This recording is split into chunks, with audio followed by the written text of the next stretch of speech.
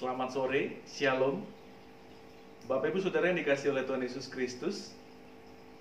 Kalau kita berbicara tentang peraturan, ada banyak orang berbicara kalau peraturan itu dibuat untuk dilanggar.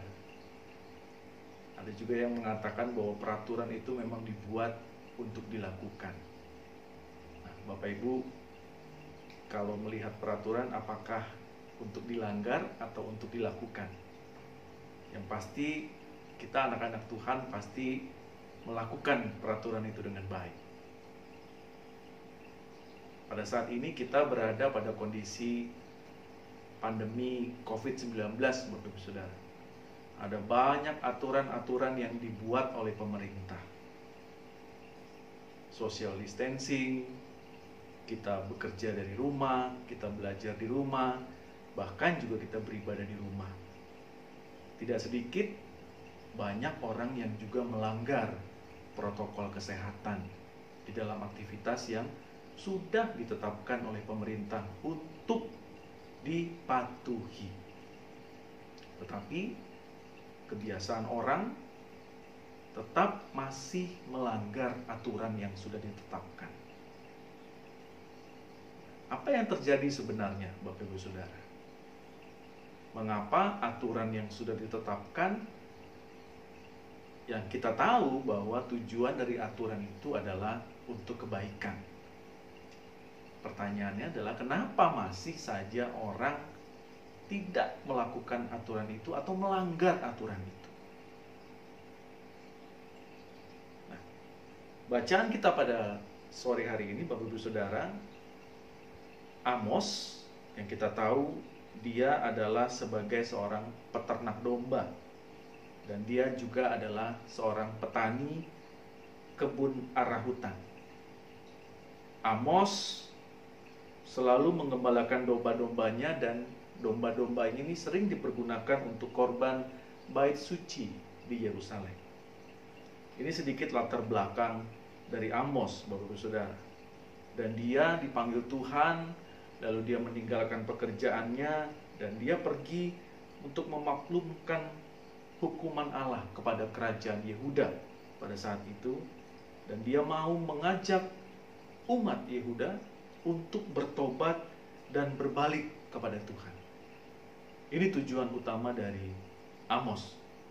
Pemanggilan Amos adalah supaya dia bertindak tegas di pusat ibadah kerajaan Israel yang pada waktu itu sedang diadakan pesta perjamuan. Dan Allah mengutus Amos untuk pergi ke tempat itu supaya dia bisa bernubuat. Jadi ada tujuan khusus Amos ini dipanggil oleh Allah. Nah, kita tahu bersama Bapak Ibu Saudara bahwa hukum Taurat atau Torah yang terambil dari bahasa Ibrani itu berarti undang-undang, atau yang dijabarkan lebih dari 10 hukum. Kalau kita berbicara tentang Taurat Musa, berarti yang dimaksud adalah kitab Kejadian sampai dengan kitab Ulangan. Kata Torah sendiri itu berarti pengajaran, yaitu perintah yang diberikan Allah kepada umatnya, baik melalui perantaran para nabi ataupun perantara para imam. Tujuannya apa? Nah, ini kita harus tahu bersama, Bapak Ibu. Tujuannya adalah supaya umat dapat hidup dan berkelakuan sesuai dengan kehendak Tuhan. Inilah maksud hukum Tuhan atau Torah yang diberikan kepada manusia, supaya umat dapat hidup dan berkelakuan baik. Karena ini adalah sebuah pengajaran. Nah, tetapi apa yang terjadi kepada bangsa Yehuda? Mereka malah melakukan banyak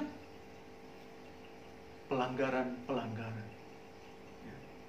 Bahkan 3 perbuatan jahat, bahkan 4.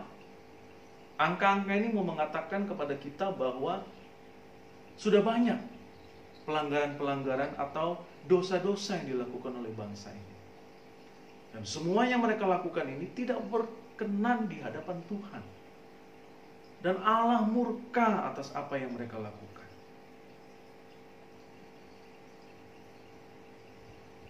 Hukum Tuhan atau Torah sudah diberikan supaya dapat berdampingan hidup bersama dengan Tuhan, tetapi mereka tidak lakukan. Nah, peraturan yang ada di dalam kehidupan kita itu mengatur sedemikian rupa, Bapak Ibu Saudara, supaya kehidupan kita ini selalu diselimuti dengan kebaikan.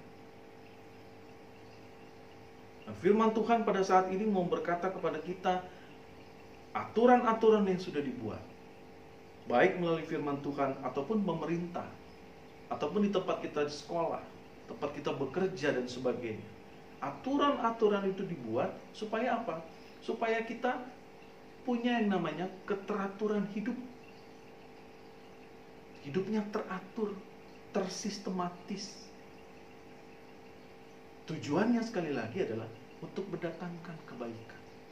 Kebaikan kepada siapa? Kepada kita bersama, kepada kita juga.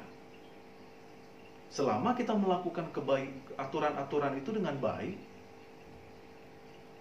maka kita bisa melakukan banyak hal yang menjadi berkat bagi banyak orang. Contoh sederhana, Bapak Ibu Saudara, aturan di dalam lalu lintas saja.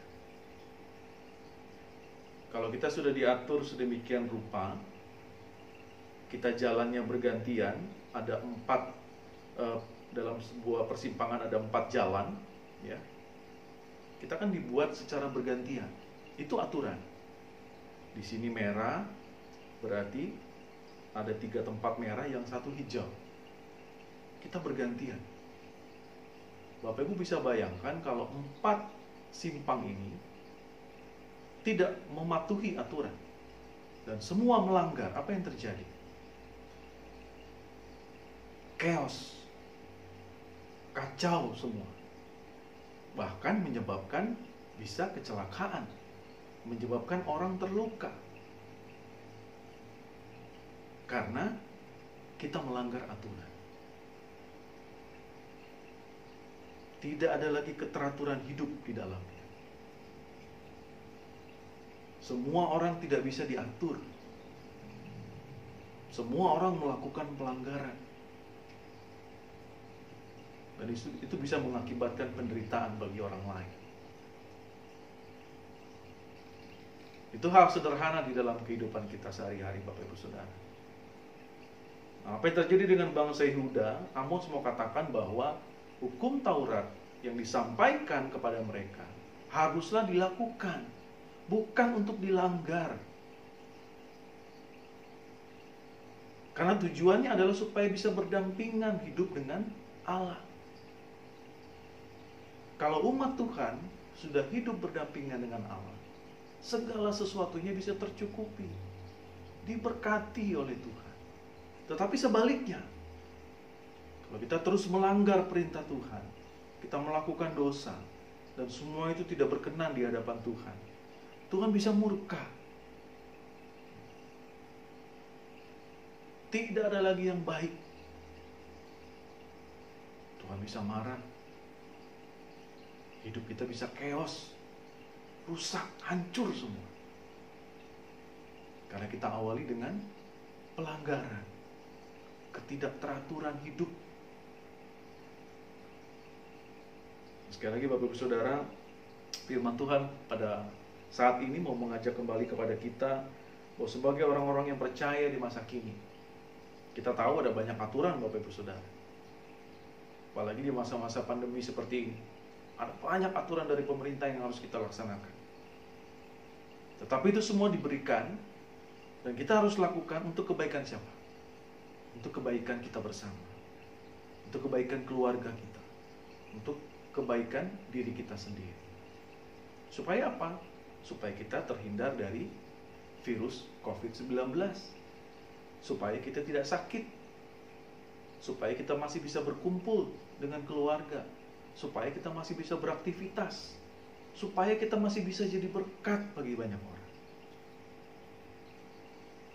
Dan Tugas kita untuk mengingatkan itu. Ayo, harus patuh atas aturan yang ada. Jangan melanggar. Kalau kita melanggar, berarti ada sesuatu yang tidak baik akan terjadi. Kita merusak tatanan kehidupan itu. Sekali lagi Bapak Ibu Saudara, ada banyak firman Tuhan juga yang telah kita dengarkan, yang telah kita renungkan. Mari kita minta kepada Roh Kudus untuk boleh menaungi kehidupan kita, untuk kita diberikan kekuatan di dalam melaksanakan tugas dan tanggung jawab kita sebagai orang-orang yang percaya kepada Tuhan, sehingga hidup kita betul-betul teratur di dalam Tuhan, karena memang Tuhan tinggal di dalam hidup kita, sehingga kita bisa merasakan damai sejahtera Tuhan, dan kita juga bisa berbagi kepada banyak orang bahwa apa yang kita lakukan ini, ada banyak aturan-aturan yang kita patuhi, itu semua untuk kebaikan kita bersama. Tuhan Yesus memberkati kita semua. Amin.